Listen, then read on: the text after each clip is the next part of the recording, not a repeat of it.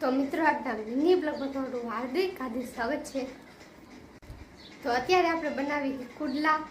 જો કુડલા બનાવવાનું બધું થઈ ગયું છે, તો હવે બનાવવાના જ બાકી છે। તૈયાર થઈ ગયું છે, તો જો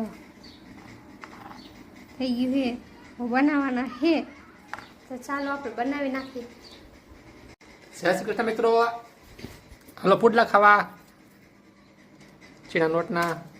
આ ખાવું હોય તો ચાલો, શું કહેવાય ને, મકાઈ। કિરણબેન જો રસોઈ બનાવે છે। મિત્રો આજે તો કંઈ રીલ્સ બનાવવા નથી કાંઈ, કારણ કે એને ભાઈબંધ પપ્પા ગુજરી ગયા આજે।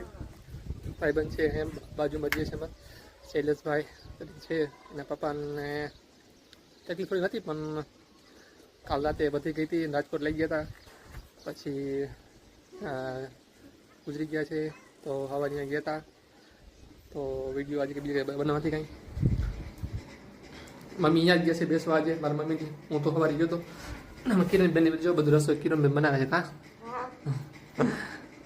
ચાલો મિત્રો, તમને પછી મળીશું। જય શ્રી કૃષ્ણ।